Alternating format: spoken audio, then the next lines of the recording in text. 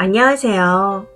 결혼한 지 이제 1년 남짓 된 새댁이라면 새댁인 29살 여자입니다. 결혼 전에는 남편과 행복한 신혼생활을 꿈꿨었는데 막상 결혼을 하고 나니 남편의 편식 때문에 아주 돌아버릴 것 같습니다. 우선 남편은 저보다 한 살이 많습니다. 연애할 땐 잘 몰랐었죠. 일주일에 2번 보고 끽해야 한 끼 정도 먹으니 잘 모를 수밖에요. 당시에는 그냥 고기를 좋아하는구나 정도만 알고 있었습니다. 글을 쓰는 지금도 그냥 웃음만 나오네요. 남편은 입맛이 기본적으로 극강 초딩 입맛입니다. 밥상엔 햄이나 고기 종류가 없으면 반찬이 없다고 안 먹어요. 생선 좋아한다고 해서 열심히 구워냈더니 젓가락질 몇 번 하다가 김만 먹더군요. 지금 생각해보면 김이라도 먹은 게 어딘가 싶습니다.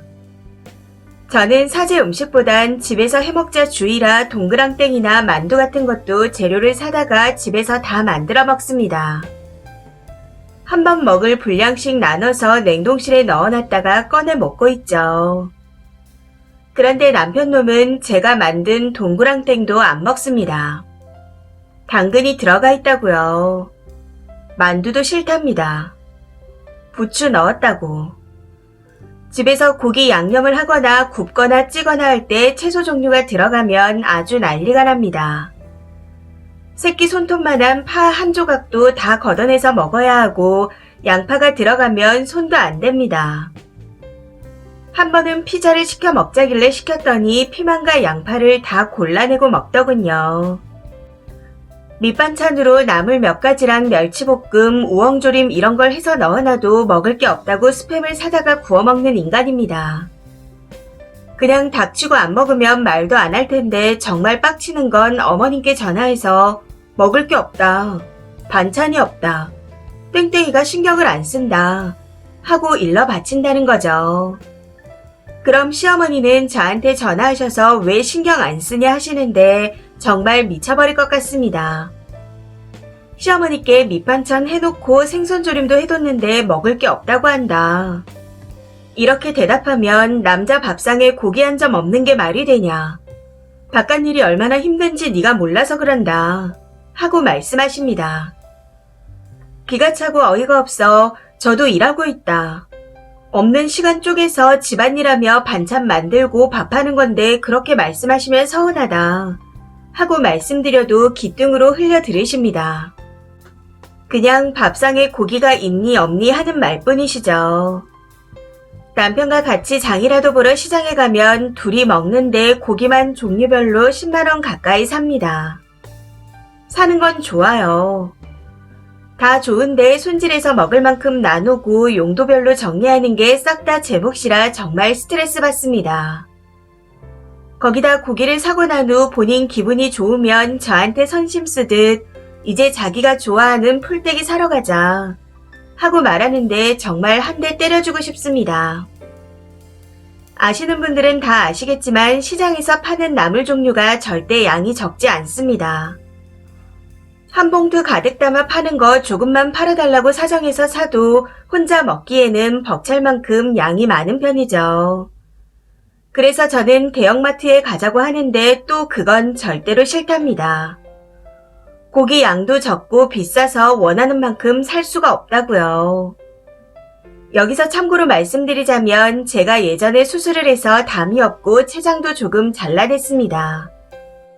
그래서 기름진 음식을 먹으면 금방 탈나고 소화도 잘 안 되고 어릴 적 할머니 손에 자라서 그런지 나물이나 채소 종류를 굉장히 좋아합니다. 이런 사실을 남편도 뻔히 알고 있는데 밥 먹을 때 제가 나물을 맛있게 먹고 있으면 그걸 무슨 맛으로 먹냐며 핀잔을 줍니다. 고기는 반드시 채소 없이 양념해서 볶거나 구워야 하고 찬장엔 항상 스팸 종류가 있어야 합니다. 상황이 그렇다 보니 냉장고 신선도실에도 햄 종류만 빼곡하게 들어차 있는 상태이고요.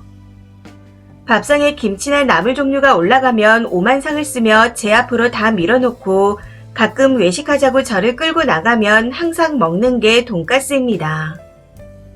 삼시세끼를 고기와 햄으로 먹어야 하고 혼자 돼지고기 5근을 먹는데 3일이 안 걸려서 다 먹습니다.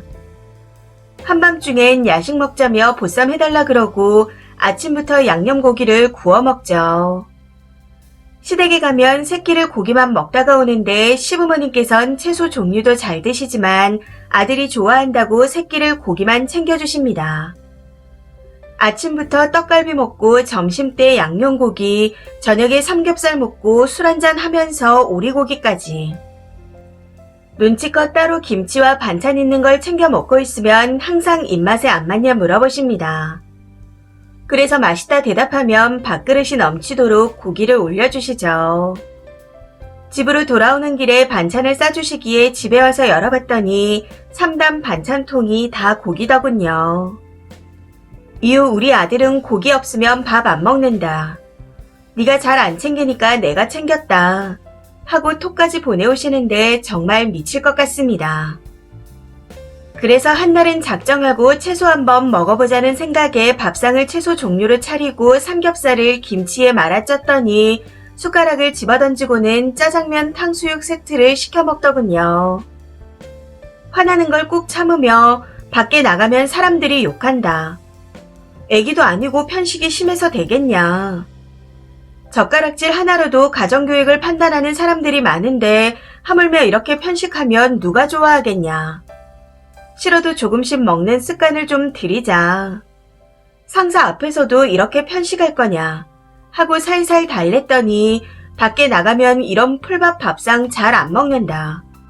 누가 그런 걸 먹으러 가냐. 편식을 나 혼자 하냐. 나 젓가락질은 잘한다. 상사랑 밥 안 먹으니까 상관없다. 하고 말하는 겁니다. 이게 말입니까? 막걸리입니까? 아무튼 이런 상황이다 보니 혼자 먹을 만큼 조금만 해서 먹어도 날이 더워지면 냉장고에 나물들도 쉽게 상하고 채소도 쉽게 상해버리더군요. 그래서 정말 필요할 때 조금씩 사다가 한번 먹을 것만 해먹고 있는데 최대한 빨리 먹으려고 노력하고 있지만 가끔씩 상하는 건 어쩔 수 없더라고요. 그런데 어제 냉장고에 넣어뒀던 나물이 상했길래 정리하고 있었더니 남편이 옆에서 그러네요.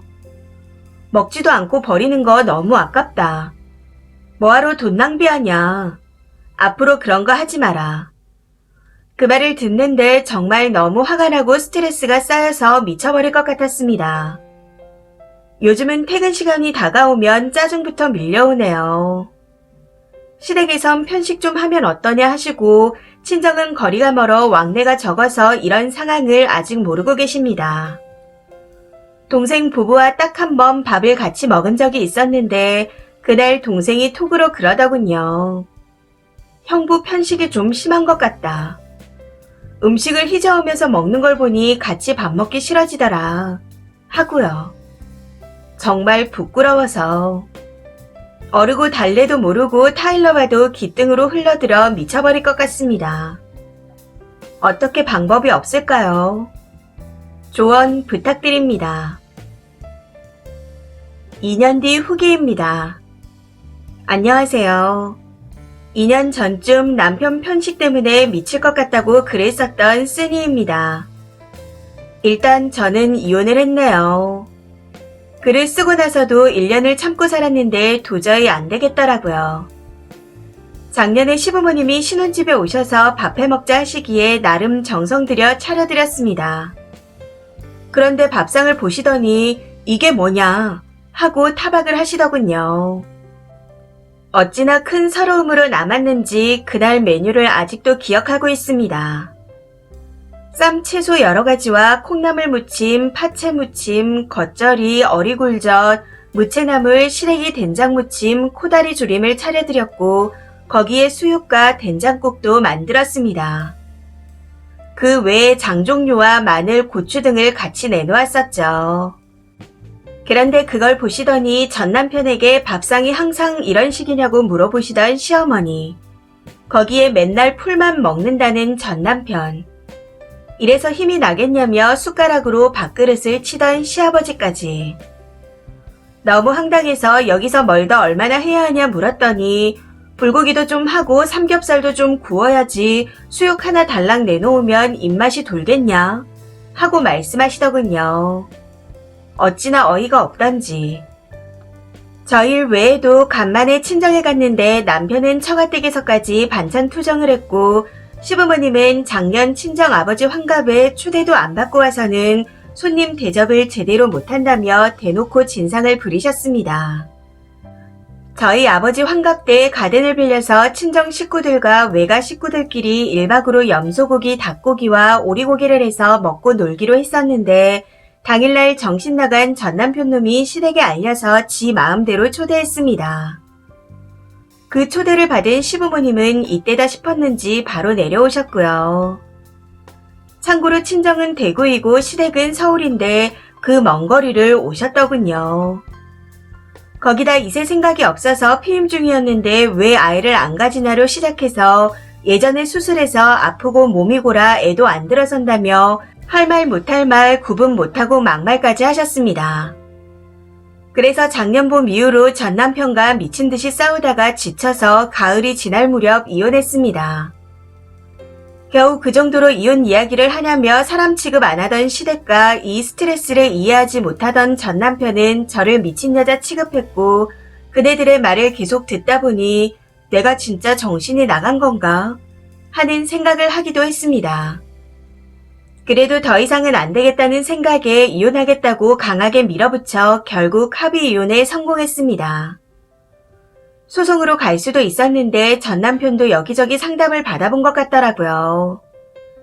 아무래도 이혼 사유가 되고 소송까지 가도 결국 하게 될 거다 하는 말을 들은 것 같았습니다. 거기다 변호사 선임비와 위자료 등 세부 사항을 듣고 왔는지 알았다며 도장을 찍어주더군요. 주위에선 참고 맞춰 살아보지 그랬냐. 뭐 이런 이유로 이혼을 하냐 하는 말도 하는데 식궁합 무시 못합니다. 진짜로요. 차라리 잠자리 문제라면 부부 상담이라도 받겠지만 이건 정말 답이 없더라고요. 어떻게든 고쳐서 끼고 살아보겠다 노력했었는데 무슨 일이 있으면 지 엄마한테 이르고 그럼 또 노발대발해서 전화 오고 밥상에 고기 없다고 전화하고 반찬 없다 전화하고 햄만 구워주면 햄만 줬다 전화하고 그럴 때마다 항상 시어머니는 왜 그것밖에 못하냐며 저에게 연락해서 지랄하셨습니다. 그래서 그렇게 고기만 처먹여서 키운 귀한 아들 도로 가져가시라고 반품했네요. 정말 속이 시원하고 후련합니다. 한동안은 너 같은 년이랑 살았던 내가 나사 빠진 놈이라 악을 쓰더니 2달쯤 지나고 나서 아직도 화 안 풀렸냐. 내가 잘못했다 하고 연락이 오더군요. 그러다가 다른 남자 생긴 거 아니냐며 솔직하게 말하라고 지랄하다가 여보가 해준 보쌈이 먹고 싶다며 잠깐 와서 그것만 해주고 가라는데 진짜 미친놈이 따로 없다 싶었습니다. 결혼할 때 전세로 들어간 집은 둘이 반씩 부담했던 터라 챙길 건 다 챙겨서 나와 크게 손해본 건 없는 것 같습니다. 그간 스트레스 받았던 게 좀 억울하긴 하지만 요즘은 그냥 하루하루가 행복하네요. 뭐 먹을 때 눈치 안 봐도 돼서요. 작년 11월에 이혼했는데 생각보다 시간이 금방 흐른 것 같습니다. 지금은 아이가 없었던 게 다행이다 생각하고 있네요. 얼마 전 예비 남편 식성에 관한 글을 읽고 생각나서 굉장히 늦은 후기를 써봤습니다. 남편이랑 다른 입맛 때문에 고생하시는 분들 힘내세요. 그것 말곤 해줄 수 있는 말이 없는 것 같습니다. 긴 글 읽어주셔서 감사합니다. 댓글입니다. 첫 번째. 단순히 편식으로 인한 갈등이라면 둘이 살면서 서서히 조율할 수 있습니다. 그럼 타협점이 나오는데 시어머니한테 이르는 건 답이 없네요. 이혼 잘하셨습니다. 두 번째. 식궁합도 문제지만 그냥 그 남자를 비롯한 부모까지 머리에 내가 없는 게 문제네요. 와서 수육만 해주고 가라니. 사람이 아직도 만만해 보이나? 비계로 그놈의 주둥이를 쳐주고 싶네요. 세 번째. 이혼 잘하셨습니다. 저렇게 처먹다간 금방 죽을 테니까요. 저 정신 상태로는 죽을 병 걸려도 고기만 처먹다가 더 빨리 죽을 겁니다. 부모도 병신이라 아들이 아프면 힘내야 된다고 고기를 더 갖다 줄 것 같고요. 어떻게 아들을 저렇게 키우는지. 저도 고기 좋아하지만 저건 진짜 아닙니다. 식성도 문제였지만 정신적으로 덜 성숙됐고 시부모도 상병신이었네요. 여튼 이혼 진짜 축하드립니다. 4번째. 우리나라에 밥상머리 교육이라는 표현이 왜 있겠습니까? 반찬 투정, 식사 예절 이런 게 다 가정교육인데 이건 식궁합만의 문제가 아니라 밥 먹는 것만 봐도 전 남편이 가정교육을 어떻게 받았는지 알 것 같네요. 그동안 고생 많으셨는데 앞으로 행복하게 사세요. 5번째. 편식은 살면서 고칠 수 있지만 마마보이에다가 그렇게까지 막대하는 시댁은 못 고쳐요. 잘하셨습니다. 보통 이혼했다는 글을 보면 시원섭섭하던데 이건 그냥 시원시원하네요. 이 사연은 여기까지입니다. 시청해주셔서 감사합니다.